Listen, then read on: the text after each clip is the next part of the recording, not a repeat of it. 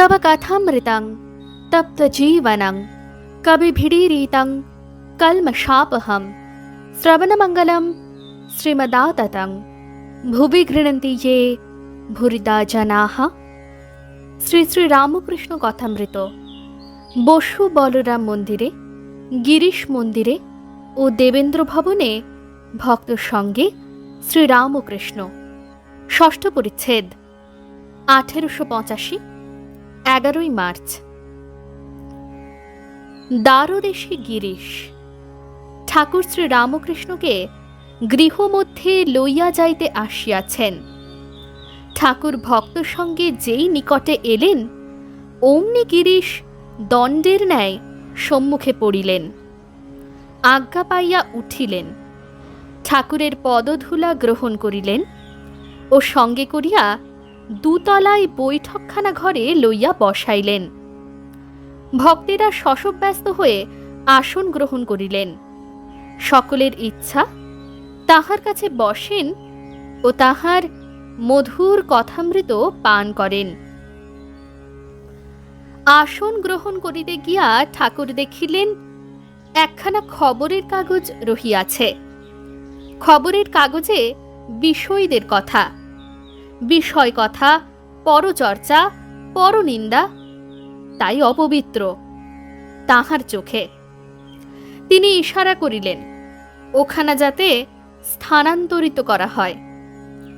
কাগজখানা সরানো হবার পর আসন গ্রহণ করিলেন। নিত্যগোপাল প্রণাম করিলেন। শ্রীরামকৃষ্ণ নিত্যগোপালের প্রতি। ওখানে নিত্য। আজ্ঞা হাঁ, দক্ষিণেশ্বরে যাই নাই, শরীর খারাপ, ব্যথা। শ্রীরামকৃষ্ণ কেমন আছিস? নিত্য ভালো নয়। শ্রীরামকৃষ্ণ 2-1 গ্রাম নিচে থাকিস। নিত্য লোক ভালো লাগে না, কত কি বলে, ভয় হয়, একবার খুব সাহস হয়। শ্রীরামকৃষ্ণ তা হবে বই কি, তোর সঙ্গে কে থাকে? নিত্য তারক, ও সর্বদা সঙ্গে থাকে, ওকেও সময়ে সময়ে ভালো লাগে না। শ্রীরামকৃষ্ণ ন্যাংটা বলতো তাদের মঠে একজন সিদ্ধ ছিল, সে আকাশ তাকিয়ে চলে যেত। গণেশ গর্জি সঙ্গী যেতে বড় দুঃখ, অধৈর্য হয়ে গিয়েছিল। বলিতে বলিতে শ্রীরামকৃষ্ণের ভাবান্তর হইল। কি ভাবে অবাক হয়ে রহিলেন। কিয়ৎপরে বলিতেছেন, তুই এসেছিস, আমিও এসেছি। এ কথা কে বুঝিবে? এই কি দেব ভাষা? সপ্তম পরিচ্ছেদ। ভক্তেরা অনেকেই উপস্থিত। শ্রীরামকৃষ্ণের কাছে বসিয়া নরেন্দ্র, গিরিশ, রাম, হরিপদ, চুনি, বলরাম মাস্টার অনেকে আছেন। নরেন্দ্র মানেন না যে মানুষ দেহ লইয়া ঈশ্বর অবতার হন। এদিকে গিরিশের জ্বলন্ত বিশ্বাস যে তিনি যুগে যুগে অবতার হন আর মানব দেহ ধারণ করে মর্তলোকে আসেন। ঠাকুরের ভারী ইচ্ছা যে এই সম্বন্ধে দুজনের বিচার হয়। শ্রীরামকৃষ্ণ গিরিশকে বলিতেছেন, একটু ইংরাজিতে দুজনে বিচার করো, আমি দেখব। বিচার আরম্ভ হইল। ইংরেজিতে হইল না, বাংলাতেই হইল, মাঝে মাঝে 2-1 ইংরেজি কথা।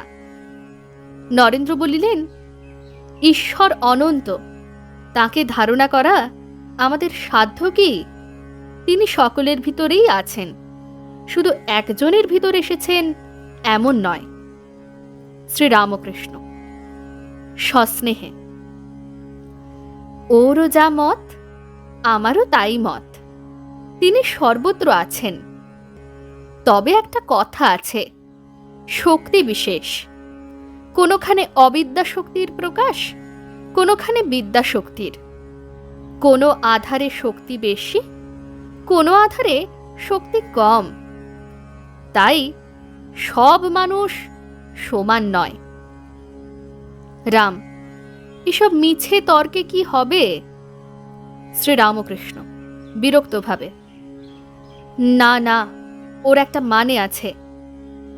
গিরিশ নরেন্দ্রের প্রতি, তুমি কেমন করে জানলে তিনি দেহ ধারণ করে আসেন না? নরেন্দ্র, তিনি অবাং মনস গোচরম। শ্রীরামকৃষ্ণ, না, তিনি শুদ্ধ বুদ্ধির গোচর। শুদ্ধ বুদ্ধি, শুদ্ধ আত্মা একই। ঋষিরা শুদ্ধ বুদ্ধি, শুদ্ধ আত্মা দ্বারা শুদ্ধ আত্মাকে সাক্ষাৎকার করেছিলেন। গিরিশ নরেন্দ্রের প্রতি, মানুষে অবতার না হলে কে বুঝিয়ে দেবে?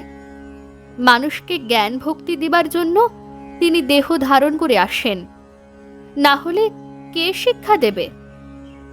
নরেন্দ্র, কেন? তিনি অন্তরে থেকে বুঝিয়ে দেবেন।